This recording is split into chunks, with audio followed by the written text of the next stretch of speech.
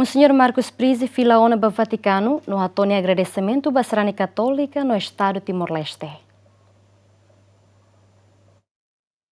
Monsenhor Marco Sprizi sábado fila ona ba Vaticano tama termina ona missão no da representante Santo Padre e Timor-Leste. Antes Papa Francisco nomea ona Marco Sprizi ba presidente gabinete da autoridade do trabalho e a Santa Sé, onde taumatan ba trabalhador no lei Gusira e a Vaticano. Monsenhor Marco Sprizi agradece ba povo Timor-Leste, tama considera Timor-Leste nesse exemplo dia ba reconciliação no dame. Sim, estou para pegar o avião para voltar para o Vaticano. São as últimas horas em Timor-Leste, Doben, Timor-Leste. E a minha última mensagem é obrigado. Obrigado aos timorenses, que a bênção de Deus desça e permaneça sempre com cada família, cada pessoa de Timor, especialmente os doentes, os que têm dificuldades, os mais necessitados.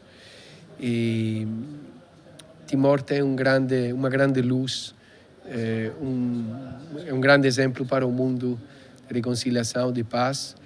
Eu vou espalhar esta realidade ao longo de toda a minha vida, porque Timor se pode tornar um exemplo de paz para o mundo inteiro que tem tanto conflito.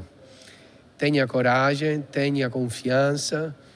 Este povo é abençoado por Deus e então não deve ter medo de nada. Que Deus abençoe Timor-Leste. Sinto saudades, sinto muitas saudades, tristeza, mas também sinto que é um chamado de Deus. Quando Deus chama, nós que somos consagrados a Ele, a nossa resposta é imediata, é sim. E quando confiamos no chamado de Deus, sempre recebemos o dom de levar frutos, ter frutos de bem. Então é a tristeza humana, mas também a confiança de fé em Deus. Mas Timor vai ficar sempre comigo, no meu coração.